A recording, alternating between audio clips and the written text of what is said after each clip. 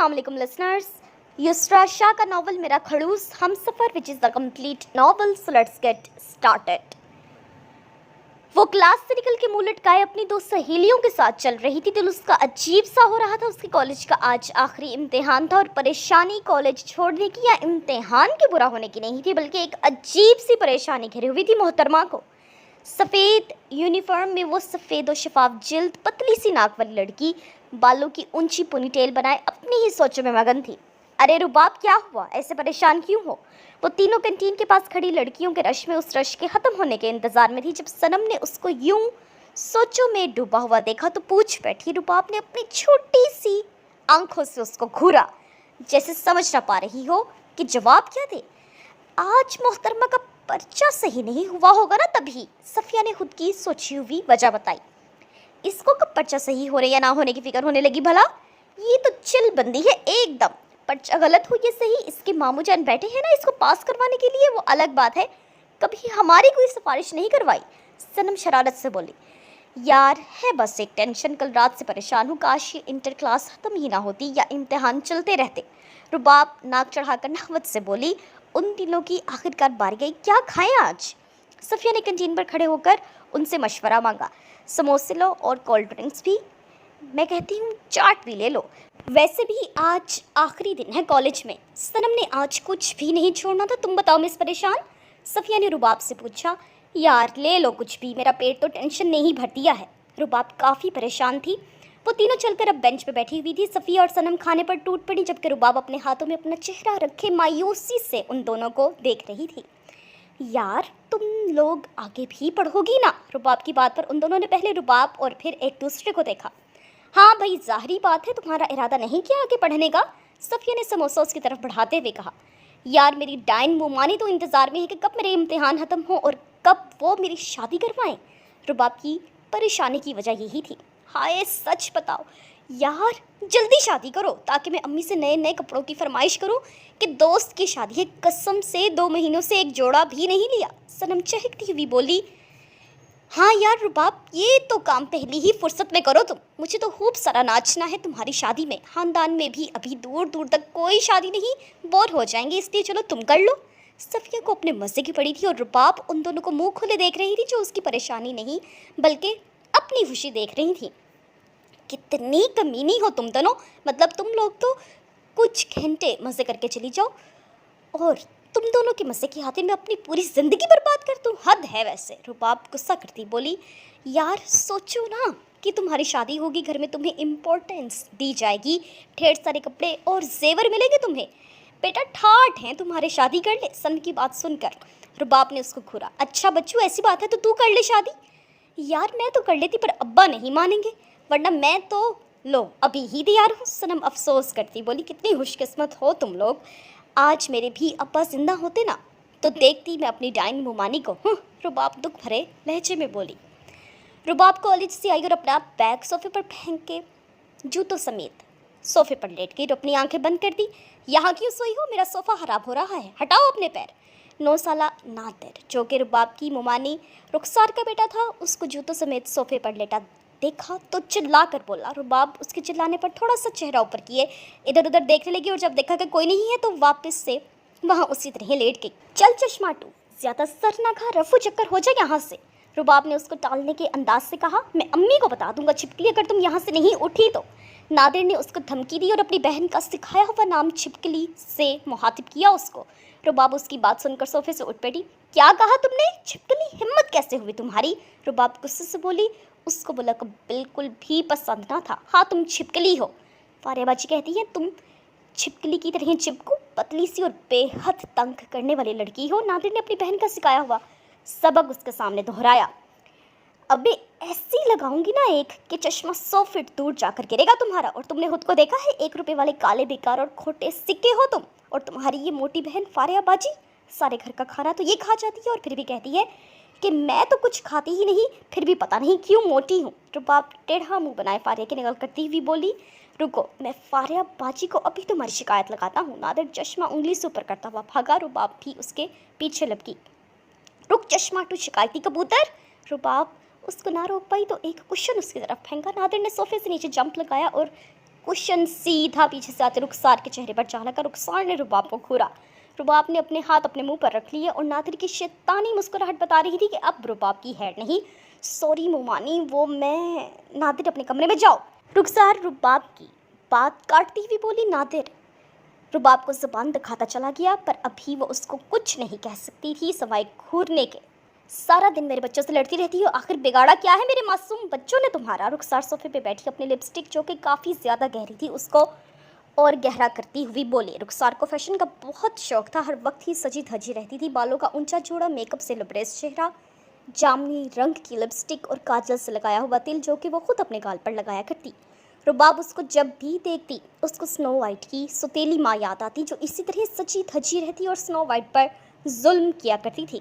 लेकिन मैंने कुछ नहीं किया, ज़्यादा मत बोला करो मेरे सामने। कितनी बार कहा है लड़कियाँ अच्छी नहीं लगती ज़्यादा बोलती हुई। अब वो खुद को आईने में देखती बोली। रुबाब ने उसको ख्याली तसव्वुर किया। आईने आईने, ये तो पता सबसे शातिर कौन है भला? रुबाब अपनी ही आती सोच पर मुस्कुरा दी।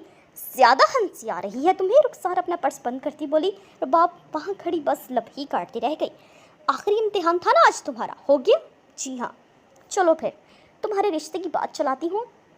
शमीम ने एक रिश्ता देखा है, बता रही थी अच्छा रिश्ता है, बड़े घर का भी है। तुम्हारा रिश्ता मांगा है 2 महीने पहले उन्होंने। तुम्हारे मामू ने तुम्हें बताने से मना कर रखा था कि अभी तुम पढ़ रही हो, पर अब तो बस पढ़ लिया। वो लोग कल डेट फिक्स करने आएंगे, ठीक? रुखसार ने रुबाब को और परेशान कर दिया। उसने मुंह बनाए सर हिलाया। कपड़े चेंज करो और लंच बनाओ जाकर किचन में। वो अपने सोने के कंगनों को छूती हुई बोली। लेकिन लंच तो मुलाजमा बनाती है ना? वो हैरत से बोली। आज तुम बनाओगी? नादिर से लड़ने की सज़ा है ये। रुखसार के कहने पर वो अपने कमरे में जाने लगी। नादिर से लड़ने की सज़ा है? मेरे मासूम बच्चों से क्यों लड़ती हो? मुझे बड़ा शौक है इनके मासूम बच्चों से लड़ने का। जैसे और ऐसे कमीने बच्चे पैदा होंगे तो उनसे लड़ूंगी, नहीं तो क्या करूंगी? डायन। रुबाब चलती चलती उसकी नकल उतारती अपनी आग बुझाने की कोशिश करती जा रही थी। आज कोफ्ते भी बनाना रुबाब। ऊपर वाले फ्लोर पे खड़ी फारिया ने उसको आवाज़ लगाई। जी। रुबाब ने सर उठाए ज़बरदस्ती मुस्कुराते कहा, इसकी माँ की नौकर हूँ ना मैं, बिल्डोजर कहीं की। रुबाब बड़बड़ाती अपने कमरे में चली गई। रुबाब 6 साल और उसकी बड़ी बहन मरियम 8 साल की थी जब फारूक और जरका का कार एक्सीडेंट में इंतकाल हो गया था। और तब से हमीद रुबाब के मामू ने इन दोनों को पाला पोसा और इनकी जिम्मेदारी ले ली, क्योंकि इन दोनों का अपने माँ बाप के सिवा कोई और दूसरा ना था हमीद के अलावा। हमीद जॉब के सिलसिले में अक्सर कराची रहा करते जबकि सारी फैमिली हैदराबाद में रह रही थी। सिर्फ महीने में 1 हफ्ता अपनी फैमिली को टाइम दिया करते। माली हालात काफ़ी अच्छे थे उनके, जिस वजह से वो सबको आराम से खिला पिला सकते थे। उनका एक बेटा नादिर और बेटी फारिया थी। नादिर अभी तीसरी जमात में था और फारिया इंटर करने के बाद प्राइवेट पढ़ रही थी। उसको इंटर पढ़े 2 साल हो चुके थे। मरियम की इंटर के बाद शादी करवाई गई थी। फारिया और मरियम एक साथ पढ़ती थी। हमीद ने तो काफ़ी इनकार किया कि अभी मरियम की शादी ना करवाई जाए, पर रुखसार ने उनको ये कहकर मनवा लिया था, पराई लड़कियां हैं, कल को कुछ हो गया तो इल्ज़ाम उन पे आना है, इसलिए इज्जत से इनको अपने घर का करते हैं। इससे वो भी खुश रही कि अपने घर में। मरियम की शादी फराज से हुई थी जो कि हमीद के दोस्त का बेटा था और एक कंपनी में जॉब करता था। तनख्वाह इतनी अच्छी ना थी, पर उन दोनों मियाँ बीवी और एक बेटे के लिए काफ़ी थी। रुबाब का 2 महीने पहले एक बड़े घर से रिश्ता आया था जो काफ़ी अमीर और इज्जतदार लोग थे। पहले तो रुखसार ने चाहा कि वो उसकी बेटी फारिया ले।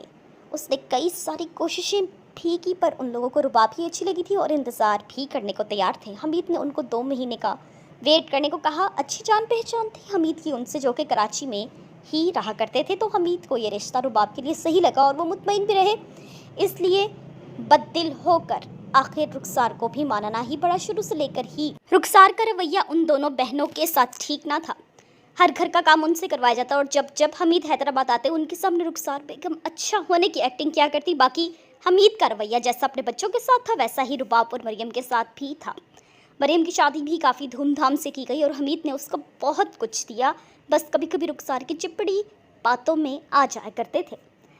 रुबाब मुंह बनाए कोफ्ते बना रही थी। स्नो वाइट अब फंस चुकी है। उसकी डायनो मानी ने उस पर बहुत काम डाल दिए हैं और खुद खड़ी आईने के सामने आईने से पूछ रही होंगी कि आईने आईने ये तो बता सबसे शातिर कौन है भला? और आईना सामने से कहता होगा मेरी मलिका आप। और फिर डायन के चेहरे पर एक शैतानी मुस्कुराहट आ जाती है। रुबाब हर वक्त ही अपने दिमाग में अपनी यानी स्नो वाइट और रुखसार यानी डायन की कहानी बनाती रहती थी। फारिया किचन में उसको तंग करने की गर्ज से आई। क्या हो रहा है छिपकली, आज तो लंच भी तुमको बनाना पड़ा, वाह। फारिया कोफ्तों को देखती हुई तंजिया बोली। हाँ बता तो ऐसी रही आप फारिया बाजी, जैसे मुझे मालूम ही ना हो कि मैं यहाँ लंच बना रही हूँ या डिनर। रुबाब चूल्हे की आग तेज करती बोली और लफ्जों की आग फारिया को भी लग गई। ज्यादा बकवास मत करो, जानती हो ना कि मेरे बाप के टुकड़ों पर पल रही हो तुम। फारिया दांत पीसती हुई बोली। तो वो मेरे भी मामू लगते हैं, सुना आपने। रुबाब बुरा मानती हुई बोली। उसको ये ताना बिल्कुल भी अच्छा न लगता जो वो बचपन ही से सुनती आ रही थी। आई बड़ी मामू है। फारिया वहां से सेब लेकर निकल गई। बुलडोजर सारे ही सेब ले जाती, ये दो भी क्यों छोड़ कर गई। रुबाब ने दो बच्चे हुए सेबों को देखकर खुद गुलामी की। अभी इसको मजे के कोफ्ते खिलाती हूँ, सारी उम्र याद करेगी कि रुबाब फारूक के हाथ के बने कोफ्ते खाए थे। रुबाब ने शरारत से कहा। उफ अम्मी, बहुत मिर्ची है, पानी पानी। फारिया ने कोफ्ते जैसे ही खाए उसकी जुबान मिर्चों से जल गई। रुबाब ने उसको पानी का गिलास थमाया और मुंह झुकाए अपनी हंसी दबाने लगी। अम्मी, ये सब इस रुबाब ने किया है, जानबूझकर इसने कोफ्ते इतने तीखे बनाए हैं। फारिया ने रुखसार से शिकायत लगाई। नहीं मुमानी जान, मैं ऐसा क्यों करूंगी, मुलाजमा मेरे साथ खड़ी थी, आप इनसे पूछ ले। रुबाब ने मुलाजमा पर इल्जाम डाल दिया। रुखसार ने मुलाजमा को देखा जो परेशान सी खड़ी थी। रुबाब ने उसको आंखें दिखाई कि उसके हक में बोले। जी मेम साहिबा, मैं इनके साथ थी, रुबाब बीबी ने कुछ नहीं किया। मुलाजमा के कहते ही रुबाब ने चैन का सांस लिया। फारिया, शायद तुम ही मिर्चों की कच्ची हो, रुखसार ने कहकर फिर से खाना खाना शुरू किया। और फारिया रुबाब को देखते रही जो उसी को देखकर तंजिया मुस्कुरा रही थी। रुबाब ने उसको चिढ़ाने के लिए दाएं आंख दबाई। फारिया की रग रग में गुस्सा दौड़ गया। सुबह रुबाब अंगड़ाई लेती हुई उठी तो सामने मरियम को देख जो अपने 1 साल बेटे को खाना खिला रही थी, हैरान रह गई। रुबाब को खतरे की घंटी बजती महसूस हुई। आपो, तुम यहाँ इस वक्त। रुबाब जमाई रोकती हुई बोली। इस वक्त से क्या मुराद है रुबाब, 1 बज रहा है और आज तुम्हारे रिश्ते वाले जो आ रहे हैं, तो इसलिए मुमानी ने बुलाया है कि मैं भी देख लूं कैसे हैं वो लोग। मरियम ने उसको अपने आने की वजह बताई। आपो, रिश्ते वाले, उफ ऐसा ना कहें, मेरी उम्र ही क्या है अभी की शादी करके बैठ जाऊं। रुबाब परेशान होकर बोली। रुबाब, तुम अब कोई बच्ची तो हो नहीं, मुमानी ने हमें सारी उम्र अपने घर में रखा, अब तुमको भी चाहिए कि उनकी बात मानो। मरियम ने उसको समझाना चाहा। मुमानी ने तो नहीं, मामू ने रखा है अपने घर में, मुमानी का बस चले तो हमें अभी निकाल दे जैसा कि वो अभी कर रही हैं, और मैं मामू से बात करती हूँ ना आपो, वो मान जाएंगे। रुबाब को रुखसार पे काफ़ी ज़्यादा तप चढ़ी हुई थी और उसने नई तरकीब सोची। मामू का भी यही फैसला है और शायद वो तुम्हारी जिद मान भी ले, फिर मुमानी तुम्हारा जीना अजाब कर देंगी। मरियम को रुबाब की अकल पर हैरत हुई। उफ, स्नो वाइट की कहानी की सबसे बड़ी दुश्मन तो यही बनी हुई हैं, सबको अपने जादू के जाल में काबू कर लिया है, जिसमें अब आपो तुम भी आ चुकी हो। रुबाब पर स्नो वाइट की स्टोरी का कुछ ज़्यादा ही असर था। अल्लाह, कितना बोलती हो रुबाब, अब उनके सामने मत बोलना इतना, और अगर बोलूं तो क्या वो रिश्ते से इनकार कर देंगे। रुबाब चाहती हुई बोली। रुबाब, पागल मत बनो और मुबीन को संभालो, मैं किचन में काम देख कर आई, वो लोग रास्ते में ही हैं, आते होंगे, तुम भी तैयार हो जाओ। मरियम मुबीन को रुबाब को थमाते चली गई। उफ, स्नो वाइट की कहानी में अब और मुश्किलात आने वाली हैं। अल्लाह करे गाड़ी ही खराब हो जाए उनकी रास्ते में ही और कोई टैक्सी भी ना मिले। रुबाब ने मन ही मन में उनको बददुआ दी। रुबाब बेड पे बैठी हुई अपनी सोचों में गुम थी। आज स्नो वाइट को लोग देखने आ रहे हैं और स्नो वाइट काफ़ी ज़्यादा कंफ्यूज है कि उसका होने वाला हमसफ़र उसका हीरो होगा या कोई और विलन उसकी ज़िंदगी में आने वाला है।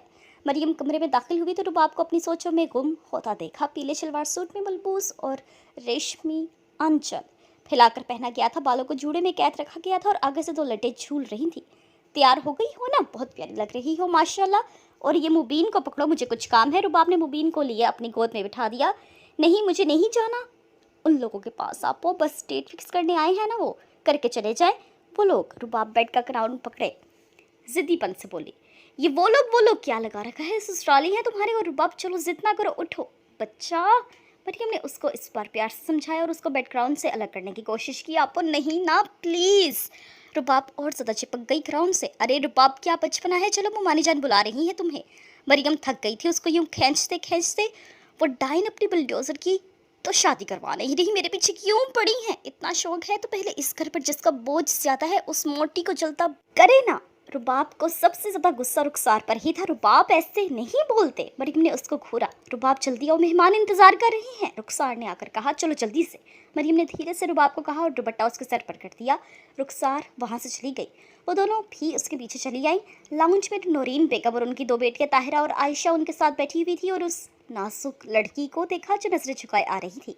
सफ़ेद चमकती रंगत, पतले से गुलाबी होंठ, छोटी मगर गहरी काली आंखें। वो लड़की दिखने में नूरीन बेगम को काफ़ी ज़्यादा पसंद आई। आओ बेटा मेरे साथ बैठो। नूरीन ने उसको अपने पास बुलाया। रुबाब चलकर सोफे पे उनके साथ बैठ गई। माशाल्लाह काफ़ी हसीन है आपकी लड़की, लगता है बहुत लाडों से पाला है आपने इसको। नूरीन ने मुस्कुराते हुए रुखसार बेगम से कहा, हाँ भाई, इसके माँ बाप के बाद हम ही तो इसके अपने हैं। दोनों लड़कियों को बहुत प्यार से पाला है। मजाल है जो किसी काम को हाथ भी लगाने दो इनको। ना पापा, मैं तो इनको कहती हूँ कि बस ऐश करो मामू के घर, अपने घर ही जाकर काम कर लेना। आप देखें, हैं तो मेरी बेटियों जैसी दोनों ही। मेरा दिल नहीं मानता कि बच्चियों से काम करवाऊँ। रुखसार कमाल की एक्टिंग करती, अपना इंप्रेशन जमाने में लगी हुई थी। बड़ी आई, अपनी बेटियों जैसी समझती हैं, अपना उल्लू सीधा कैसे कर रही हैं दूसरों के सामने। वाह मुबानी जान, आपको तो एक्ट्रेस होना चाहिए था। रुबाब ने उस छोटी औरत को देखते हुए दिल में कहा, हाँ वैसे मेरी बेटी फारिया है ना, काफ़ी सुघड़ है। मना करने के बाद भी कहती है कि काम करना अच्छा लगता है, करने दे। रुखसार ने अब अपनी बेटी को अच्छा दिखाना चाहा। फिर तो उनके बच्चे और शोहर काफ़ी खुश नसीब हैं कि ऐसी बीवी और माँ मिली है। आयशा ने फारिया को देखकर कहा, जो काफ़ी ज़्यादा तंदुरुस्त थी। उसकी भी बिल्कुल गोरी रंगत और उम्र भी बस रुबाब से 2 साल बड़ी थी, लेकिन कहीं से भी वो 21 साल की नहीं लग रही थी। तो आयशा ने खुद से ही अंदाज़ा लगा लिया कि इसके तो बच्चे भी होंगे। आयशा थोड़ी मुंह फट थी। फारिया ने मुंह खोले उस लड़की को देखा, वो उसको बिल्कुल जहर लगी। रुबाब हंसी छुपाने को सर मजीद झुका गई। जी नहीं, ये रुबाब से बस 2 साल ही बड़ी है, शादी नहीं हुई है पता किसकी। रुखसार ने तस्हीर की। फारिया मुंह बनाती वहां से उठकर चली गई। बाकी सब मुस्कुराहट दबाने लगे। वैसे फारिया बाजी चाय बहुत अच्छी बनाती हैं, इनके हाथ की चाय पीना मत भूलिएगा। रुबाब ने फारिया को बुरी तरह फंसा दिया। रुबाब मुंह फुलाए मरियम के बेटे मुबीन को उठाए चक्कर लगा रही थी, जो चुप होने का नाम ही नहीं ले रहा था, बस रोए जा रहा था। देखो अच्छे बच्चे हो ना, चुप कर जाओ, प्यारे हो ना तुम मुबीन। रुबाब ने उसको बहलाने की कोशिश की तो वो और रो पड़ा। टकला, बच्चे ऐसे होते हैं क्या, चुप होने का नाम ही नहीं ले रहा। रुबाब ने चिढ़ खाई। रुबाब रो रहा है क्या मुबीन? मरियम कमरे में दाखिल होती बोली, दिख नहीं रहा आपको? आपको कब से मेरे कानों में चीख चीख कर रोए जा रहा है? कानों के पर्दे डैमेज कर लिए होंगे इसने मेरे। रुबाब ने मुबीन को मरियम को दिया। उफ रुबाब, इसको भूख लगी होगी ना, पागल, कुछ खिला देती। मरियम की बात का जवाब दिए बिना वो कमरे से बाहर आ गई और टीवी खोलकर सोफे पर बैठ गई। क्या ज़रूरत थी मुझसे चाय बनवाने की? ये ज़्यादा होशियारी मत दिखाया करो तुम, छिपकली। फारिया मौका देखते ही उस पर बरस पड़ी। रुबाब जो मुंह फुलाए सोफे पे बैठी हुई थी, उसकी बात सुनकर रुबाब की हंसी छूट गई। हंस रही हो तुम? देखा नहीं कैसा मुंह बना रहे थे तुम्हारे ससुराली मेरी चाय पीकर? जैसे चाय नहीं जहर पिलाया हो मैंने। फारिया का और गुस्सा आया। वैसे फारिया बाजी, आपकी चाय किसी जहर से कम भी नहीं थी। आपको तो पैसे देने चाहिए मुझे के मैंने आपकी चाय का एक फुल मग पिया। और अब मैं क्या करती हूँ? मानी आपकी इतनी तारीफें कर रही थी, मैंने कहा चाय पीकर देख ली जाए। रुबाब अपनी लंबी सी चोटी एक अदा से पीछे छिटकती हुई बोली, छिपकली, ज़्यादा होशियार मत बनो तुम। वैसे तुम्हारी सास और नंदे काफ़ी चालाक औरतें लगी मुझे, बच के रहना बाबा। अब फारिया ने उसको बदगुमान करना चाहा। क्यों फारिया बाजी, आपको उन्होंने अपनी उम्र से ज़्यादा बड़ा समझ लिया इसलिए? रुबाब उसका इरादा समझकर वापस उसको चिढ़ाती हुई बोली, मैं तुम्हें देख लूँगी। फारिया गुस्से से कहकर उठकर चली गई। हाँ तो अभी देख लेना बुलडोज़र, आपके सामने तो बैठी हुई हूँ। हाँ। रुबाब वापस से टीवी देखने लगी। जाओ जाकर चाय बना कर लाओ, तुम्हारी बहन से तो कोई काम होता नहीं है, अपने बच्चे के साथ ही लगी पड़ी है। रुखसार हफा होती हुई आई और रुबाब से रिमोट लेकर दूसरा चैनल लगा दिया। रुबाब ने उसको हार खाती नज़रों से देखा। जाती हूँ चाय बनाने। रुबाब किचन की तरफ बढ़ गई। फेवरेट ड्रामा चल रहा था मेरा, रिपीट पे भी नहीं देखने देती डायन। उफ, देख रहे हैं ना आप लोग स्नो वाइट पर कितने जुल्म होते हैं। वो चंद मिनट बैठकर टीवी भी नहीं देख सकती। रुबाब पूरी तरह से झुंझुलाई। मरियम मुबीन को खाना खिला रही थी जब रुबाब उसके साथ बैठी और उसके गर्द अपनी बाहें बांध दी। मेरी प्यारी आपो जान, क्या काम पड़ गया? मरियम समझ गई इसको कोई काम है। मैं अब ज़्यादा मक्खन नहीं मारूंगी, ये बताएं डेट क्या फिक्स हुई? रुबाब उससे अलग होती हुई बोली। मरियम उसको देखकर मुस्कुराई। बस 2 दिन में मामू जान आ रहे हैं, फिर फंक्शन शुरू हो जाने हैं और ठीक 8 दिन बाद रुखसती। 8 दिन? बस इतने कम दिन? मेरा रिजल्ट तो आने का वेट करते आप लोग। रुबाब हैरान हुई। अब रिजल्ट में तो काफ़ी देर है, अब रिजल्ट तुम अपने ससुराल देख लेना। वैसे भी उनको मामू जान ने पहले ही बहुत पेंडिंग में रखा है, अब वो देर नहीं करना चाहते। उफ, आप वो चुप करें, मुझे टेंशन होती है शादी का सोच कर ही। नए घर में एडजस्ट कैसे करूँगी अल्लाह। रुबाब सर हाथों में थामे बैठ गई। सब कुछ ठीक हो जाएगा, देखना वो लोग बहुत अच्छे हैं, मुझे तो आंटी भी बहुत स्वीट लगी। मरियम मुस्कुराते हुए बोली, अच्छा और आंटी का बेटा वो कैसा है, अच्छा दिखता है? कोई पिक्चर है आपके पास उसकी? रुबाब एक्साइटेड होती हुई बोली, बता रही हूँ मैं कि हैंडसम बहुत है देखने में, और पिक्चर तो मेरे पास कोई नहीं, मुमानी के फ़ोन में देखा था। मरियम ने आंख मारते कहा, अच्छा पक्का ना? ऐसा ना हो कि फराज भाई जैसे हों, गुबलू से टम्मी निकली हुई, बड़ी सी मूछें और बस साइड से थोड़े से बाल, बाकी गंजे। रुबाब ने टेंशन में आकर कहा और मरियम के शोहर का मजाक उड़ाया। शर्म कर लो रुबाब, थोड़ी सी मरियम को अपने शोहर का मजाक बर्दाश्त नहीं हुआ।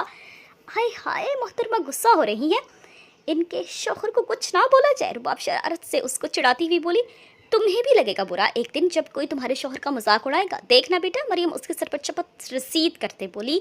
अच्छा वैसे नाम क्या है उनका? शान मलिक।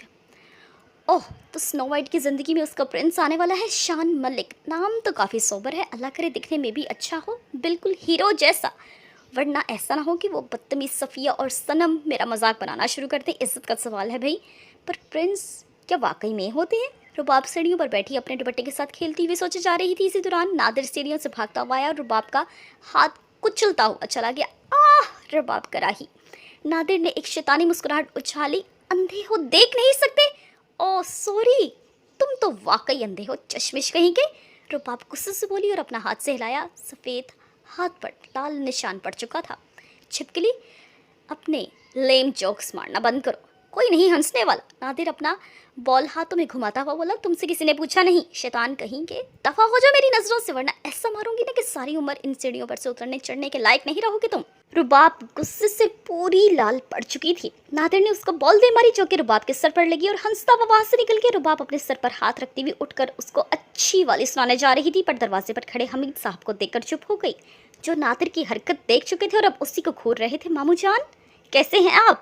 रुबाब दौड़कर उनसे गले लगी। मैं तो ठीक हूँ, पर शायद नादिर का दिमाग ठीक नहीं है। क्या हरकत थी ये नादिर? हमीद नादिर से बोले, जो सर झुकाए खड़ा था। रुबाब ने नादिर की शामत आती देखी तो एक शैतानी तरकीब उसको सूझी। मामू, मैंने तो बस इसको कहा था मैं तुम्हें चॉकलेट दूंगी, तो ये नाराज हो गया कि 5 वाली नहीं 10 वाली दो, और बॉल मेरे सर पर मार दी। अभी भी दर्द हो रहा है मामू जान। रुबाब अपने सर पर हाथ रखती मासूमियत से बोली। नादिर तो हैरान होकर उसको देख रहा था, जिसने बड़ी सफाई से सारा इल्जाम उस पर डाल दिया। अब्बू ये झूठ बोल रही है, कितनी झूठी हो तुम। नादिर सख्ते से बोला। खामोश हो जाओ नादिर, मैंने देखा है कैसे तुमने बच्ची के सर पर बॉल मारी थी और तुमसे भड़ी है ये। इससे आप कहकर मुहातिब किया करो, आई समझ। आइंदा मुझे तुमसे शिकायत नहीं मिलनी चाहिए। हमीद उसको डांट कर रुबाब के सर पर हाथ रखते वहां से निकल गए। अच्छा सबक सिखाया ना, ये सज़ा मेरा हाथ कुचलने की है और जो तुमने मेरे सर पर बॉल मारी है ना, उसका बदला भी बाकी है। रुबाब उसको जुबान दिखाती वहां से उछल उछल कर चली गई। फारे बच्ची सही कहती हैं, छिपकली है ये, चिपको और तंग करने वाली। जंग अभी जारी है। नादिर भी खुद से बड़बड़ाया। रुबाब सुबह सुबह लॉन में टी पिंक रंग के शलवार कमीज में मलबूस लंबी चूटियां अपना नादिर से बहस करने में लगी थी। तुमने अब अगर मुझे छिपकली कहा ना तो खोटे सिक्के नाली में फेंक दूंगी तुम्हें, और तुम जितने हो ना तुम वहां से मिलोगे भी नहीं। रुबाब नादिर का कान खींचती हुई बोली। नादिर ने अपने पैरों में पड़ा फुटबॉल उठाकर उसको जोरदार किक मारी और बॉल रुबाब के घुटनों में जा लगा। खोटे सिक्के! रुबाब उसका कान छोड़कर अपना घुटना सहलाने लगी और उसके पीछे दौड़ती।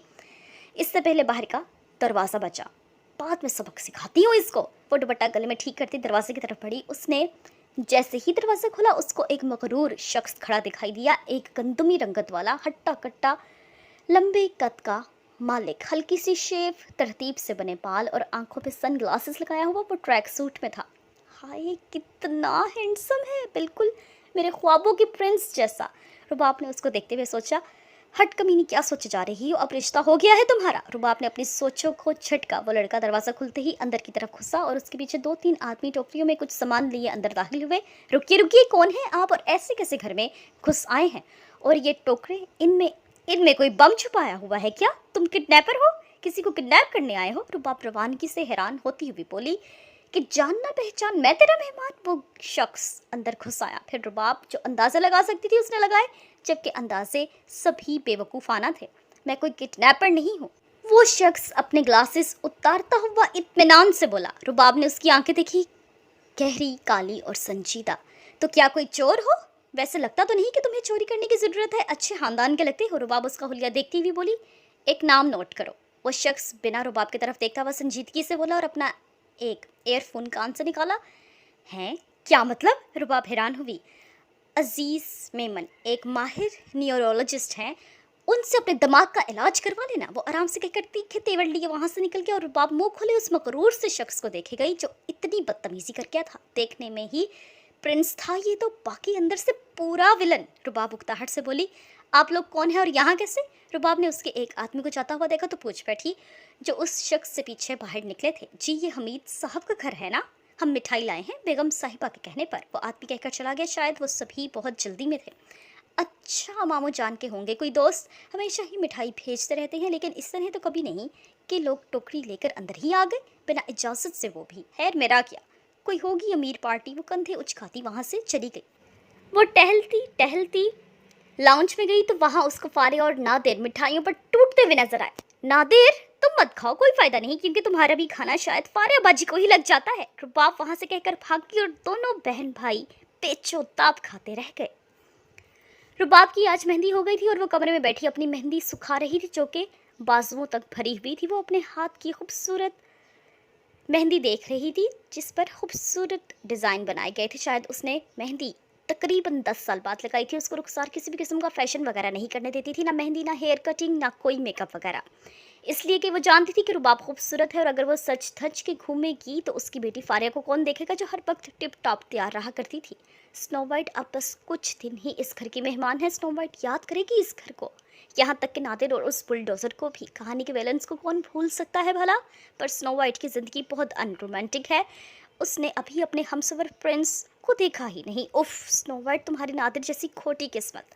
वो अपनी मेहंदी को देखते हुए सोच रही थी। नादिर और फारिया किसी शैतानी इरादे से उसके कमरे में आए। रुबाब ने उनकी आमद पर उन दोनों को देखा, जिनके चेहरे पर शैतानी मुस्कुराहट छाई हुई थी। रुबाब को दाल में कुछ काला लगा। मेहंदी तो अच्छी है रुबाब। फारिया उसके पास बैठती मेहंदी को देखती हुई बोली, पता है मुझे। रुबाब उसको देखते हुए बोली। वो समझती थी कि वो हरगिज़ उसकी तारीफ करने या नेक इरादे से नहीं आए थे। अच्छा, शान भाई का नाम लिखा है, दिखाओ। फारिया उसकी भरी भरी मेहंदी में कुछ तलाश करती बोली, है ना, ये देखे इस बेल के सामने। रुबाब शान का नाम सुनते एक्साइटेड होती हुई बोली और उसको अपनी मेहंदी में शान का नाम दिखाया। अरे नादिर देखो, शान भाई का नाम भी है। फारिया के कहने पर नादिर ने भी मेहंदी में देखा और नादिर मेहंदी देख रहा था तो फारिया ने जानबूझकर उसको दिखाया, जो वो पहले से ही सोच के आए थे। और रुबाब ने उन दोनों का इरादा समझकर हाथ जल्दी से पीछे कर लिया। फिर भी उसकी मेहंदी में साइड का एक फूल खराब हो गया था। रुबाब की आंखें फटी की फटी रह गई और वो दोनों अपना काम करके वहां से निकल दिए। ये क्या किया मामू जान? वो चिल्लाती हुई उनके पीछे आई और हमीद को आवाज़ लगाने लगी। वो उसकी चिल्लाती आवाज़ सुनकर जल्दी से अपने कमरे से बाहर आई। क्या हुआ रुबाब, सब ठीक है ना? हमीद परेशानी से बोले।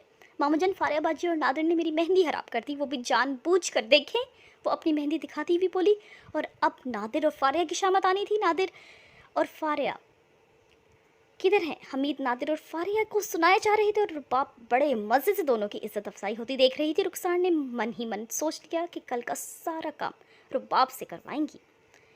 रुबाब दुल्हन बनी बैठी थी और सिर्फ रोए जा रही थी। हाय मेरी किस्मत, इतनी आम सी शादी हुई, मेरी कहानी में कोई ट्विस्ट ही नहीं आया। क्या मज़ा ऐसी आम शादी का, ये तो हर किसी की होती है। रुबाब बच्चों की तरह रोए जा रही थी और मरियम परेशानी से कब से उसको समझा रही थी, जबकि पास बैठी फारिया मुसलसल हंसे जा रही थी और उसका मजाक बना रही थी। तो तुम कौन सी हास हो जो शादी भी हास हो तुम्हारी? आम सी लड़की हो, आम से शादी होगी। पर बदकिस्मती से शोहर हैंडसम मिल गया तुम्हें बस। फारिया ने फिर से उसका मजाक बनाया। आप तो चुप करो बलडोजर, अल्लाह करे आपको तो शोहर भी कोजा मिले। रुबाब उस पर चिल्लाई, भाड़ में जाओ, मैं तो चली डांस करने। फारिया मजे लेती हुई उठ खड़ी हुई, ख्याल से कहीं स्टेज ना तोड़ देना। रुबाब ने उसी तरह रोते हुए भी उसको ना बख्शा। सफ़िया सनम इसको संभालो में मेहमान देख कर आई। मरियम वहाँ से उठकर चली गई। रुबाब चल अब रोना बंद कर, आज तो तेरी खुशी का दिन है यारा, सनम ने शरारत से कहा। खुशी का दिन? हाय कैसी खुशी, कोई ड्रामेटिक टाइप की शादी होती याद तो रहती। ये कैसी शादी हुई? शादी से पहले कोई रोमांस ही नहीं, ना ही होने वाले का मुंह देखा है, पता नहीं कैसा दिखता होगा कमबख्त। रुबाब ने अपना सर पीटा। अभी रोमांस तो शादी के बाद ही शुरू होना है। सफ़े के कहते ही सफ़िया और सनम ने ताली मारी और हंसने लगी। नाली में जा गिरो तुम लोग। रुबाब उन पर लानत भेजती हुई अपना शरारा संभालती उठी। कमीनियो लाइनर बिगड़ गया है, वही ठीक कर दो, किसी तो काम आ जाए करो। रुबाब खुद को आईने में देखती हुई उन दोनों से बोली। रुबाब रुखसत होकर अपने ससुराल में बैठी थी। घर काफ़ी बड़ा था शान का और घर में कम ही लोग थे, बस उसकी 2 बहनें, एक माँ और 3 मुलाजमा। शान के वालिद 8 महीने पहले वफात पा चुके थे, इसलिए अब शान ही सारे घर का सरबराह था। रुबाब उन सब के दरमियान अनकम्फर्टेबल महसूस कर रही थी। सिर्फ नूरीन बेगम, ताहिरा और आयशा ही वहाँ मौजूद थे और शान मलिक था कि अभी तक जाहिर नहीं था। रुबाब को अभी तक अपने शौहर का चेहरा देखना नसीब नहीं हुआ था। बेटा तुम आराम करो, अपने कमरे में थक गई होगी, नूरीन बेगम रुबाब को बोली, जो शुरू से ही उससे काफ़ी शफकत से पेश आ रही थी। अब इनको क्यों थकना है भला, सारे फंक्शन में बस बैठी ही तो रही है। आयशा ने अपनी आदत से मजबूर होकर उस पर तंज किया। आयशा, आज तो खामोश हो जाओ और मैं आती हूँ शान को फ़ोन करूँ ज़रा, कहाँ रह गया है पता नहीं। नौरीन उसको डांटती हुई वहाँ से चली गई शान को फ़ोन मिलाने। स्नो वाइट की एक फारिया से जान छूटी तो दूसरी पल्ले पड़ गई। रुबाब ने